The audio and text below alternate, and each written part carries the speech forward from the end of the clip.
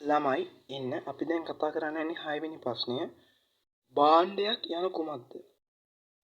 මොකද්ද ළමයි භාණ්ඩයක් කියන්නේ? භාණ්ඩයක් කියන්නේ මිනිසුන්ගේ අවශ්‍යතා හා උවමනා ඉටු කර ගැනීම සඳහා යොදා ගනු ලබන භෞතික පැවැත්මක් ඇති ඕනෑම දෙයක්. ඒ කියන්නේ භාණ්ඩයක් කියන්නේ මිනිසුන්ගේ අවශ්‍යතා උවමනා තියෙන මේ අවශ්‍යතා උවමනා ඉටු කරගන්න පුළුවන් භෞතික පැවැත්මක්. ඒ කියන්නේ අපිට ඇහැට පේන අල්ලන්න පුළුවන් දෙයක් අපි කියනවා භාණ්ඩයක් කියලා. උදාහරණයක් විදිහට අපි ගත්තොත් එහෙම පෑනක්. මිනිස්සුන්ගේ අධ්‍යාපනය කියන අවශ්‍යතාව සපුරා ගන්න මේ පෑනෙන් උදව් වෙනවා. එතකොට මේ පෑන අපිට ඇහැට දකින්න පුළුවන්, අල්ලන්න පුළුවන්. ඒ නිසා අපි කියනවා පෑන භාණ්ඩයක් කියලා. ඊට පස්සේ අපි ගත්තොත් මේ භාණ්ඩයක දැකිය හැකි ලක්ෂණ කිහිපයක් තියෙනවා.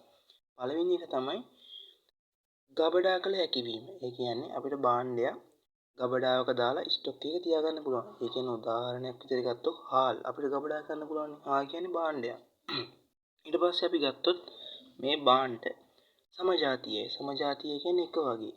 එක වගේ කියන්නේ අපි ගත්තොත් අරලිය කම්පැනියෙන් ගන්න හාලුයි, නිපුණ කම්පැනියෙන් ගන්න හාලුයි, ඔයි ගන්න හාල් උනත් එක වගේ හාල්නේ. එකම හාල් ඇටේ. ඒ කියන්නේ චූටි චූටි වෙනස්කම් දෙන මොනවාට හාල් ඇටේ එක වගේනේ. සුදු පාටයි රවුමට තියෙන ලිප්සාකාර හැඩයට තියෙන මේ හැඩේ එක වගේනේ. එතකොට ඒක තමයි අපි සමජාතීයයි කියන්නේ. ඊට පස්සේ අපි ගත්තොත්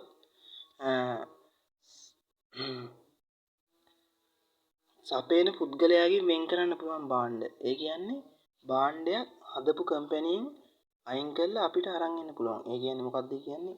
ඒ කියන්නේ හිතන්න ඇට්ලස් කම්පැනියෙන් පෑනක් ගහනවා. මේ පෑන කම්පැනියෙන් වෙන් කරලා වෙනත් කඩවලට දාලා තියෙනවා. එන්න එක තමයි අපි කියන්නේ සපේන පුද්ගලයා වෙන් කළ හැකි වීම කියලා. ඊළඟ ලක්ෂණය තමයි දෘශ්‍යමාන වෙන එක. දෘශ්‍යමානය කියන්නේ ඇහැට පේනවා. අපිට භාණ්ඩයක් ගත්තොත් අපිට ඒක ඇහැට පේනවා. ඊට පස්සේ අපි ගත්තොත් ස්පර්ශය කියන එක. ස්පර්ශය කියන්නේ මේ භාණ්ඩ අපිට අල්ලන්න පුළුවන්. ඒ කියන්නේ ටච් කරලා අල්ල ගන්න පුළුවන් අපිට භාණ්ඩේ. පෑනක් ගත්තොත් පෑන අල්ලත හැකියි. ඊට පස්සේ ඒක තමයි භාණ්ඩය. එහෙනම් ආයි බලන්න භාණ්ඩයක් කියන්නේ මොකක්ද කියලා. මිනිස් අවශ්‍යතා හා උවමනා ඉටු කර ගැනීම සඳහා යොදා ගනු ලබන භෞතික පැවැත්මක් ඇති ඕනෑම දෙයක් භාණ්ඩයක් කියලා අපි කියනවා. ඊට පස්සේ අපි ගත්තොත් සේවාවක් කියන්නේ මොකද්ද? සේවාවක් කියන්නේ මිනිස් අවශ්‍යතා හා උවමනා සපුරාලීම සඳහා එක් පාර්ශවයක් විසින් තවත් පාර්ශවයක් වෙත ඉදිරිපත් කරන ලබන ක්‍රියාවක් හෝ ක්‍රියාවලියක් සේවාවක් වෙනවා. ඒ කියන්නේ මිනිස්සුන්ගේ අවශ්‍යතා හා උවමනා ඉටු කරගන්න එක පාර්ශවයක් විසින් තවත් පාර්ශවයක් වෙත ඉදිරිපත් කරන ක්‍රියාවක් හෝ ක්‍රියාවලියක්. උදාහරණයක් විදිහට අපි ගත්තොත් අධ්‍යාපනය. මම හිතන්න ඔයාලා ඉස්කෝලේ මිස් ඔයාගේ අධ්‍යාපනය කියන අවශ්‍යතාව සපුරා ගන්න ඔයාට උගන්වීමේ ක්‍රියාවලිය සිදු කරනවා. එතකොට එතන ඒක සේවාවක්. අධ්‍යාපන සේවාව. තේරුණාද? ඒ කියන්නේ ඔයාගේ අධ්‍යාපනය කියන අවශ්‍යතාව සපුරා ගන්න ඉස්කෝලේ මිස් ඉගැන්වීම කියන ක්‍රියාවලිය තමයි යොදාගන්නේ. එතකොට අපි ගත්තොත් මේ සේවාවක තියෙන ලක්ෂණ ටික අපි ගත්තොත් සේවාවක් හැම වෙලාවටම ගබඩා කරලා තියාගන්න බෑ. උදාහරණයක් විදිහට ඔයාගේ ඉස්කෝලේ මිස් සජීවීව උගන්වන ටික ආයෙ ඔයාට ඒ විදිහටම සජීවීව බලන්න බෑනේ. ඊට පස්සේ අපි ගත්තොත් මේවා දෘශ්‍යමාන නේ අදෘශ්‍යමාන. ඒ කියන්නේ ඇහැට පේන්නේ නැහැ සේවාව. මිස් උගන්වන එක මොනවද කියලා ඔයාලට පේන්නේ නැහනේ. ඒ කියන්නේ එහෙම නෙමෙයි මම කියන්නේ. ඔයා ඉගෙන ගන්නකොට ඔයාට ඒක පේන්නේ නැහනේ. ඊට පස්සේ අපි ගත්තොත්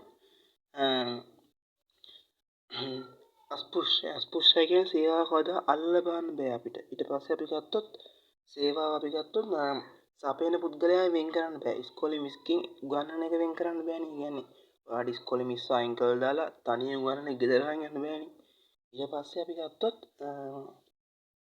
සේවාව අපි ගත්තොත් සමජාතීය නෑ. ඒ කියන්නේ සපේන පුද්ගලයානේ වෙනස් වෙනවා. ඒ කියන්නේ ඔයාගේ ඉස්කෝලේ මිස් වෙන උගන්වන එක වෙනයි.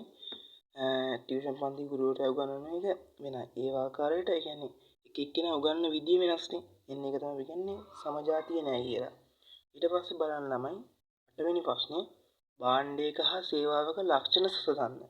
එතකොට ඒක ලේසියි අපිට දෙපැත්ත දාගත්තා. පළවෙනි භාණ්ඩේ සමජාතීයයි සේවා විෂමජාතීයයි. ඒ කියන්නේ සමජාතීය නෑ. භාණ්ඩ ගබඩා කරන්න පුළුවන්, සේවා ගබඩා කරන්න බෑ. භාණ්ඩ සපයන පුද්ගලයන්ගෙන් වෙන් කරන්න පුළුවන්, සේවා සපයන පුද්ගලයන්ගෙන් වෙන් කර නොහැක. ඊට පස්සේ අපි ගත්තොත් භාණ්ඩ දෘශ්‍යමානයි, සේවා අදෘශ්‍යමානයි. භාණ්ඩ ස්පෘශ්‍යයි, සේවා අස්පෘශ්‍යයි. ඕවා තමයි අපි ගන්නෙ භාණ්ඩ හා සේවාවල ලක්ෂණ සසඳන්නේ ඔහොම තමයි.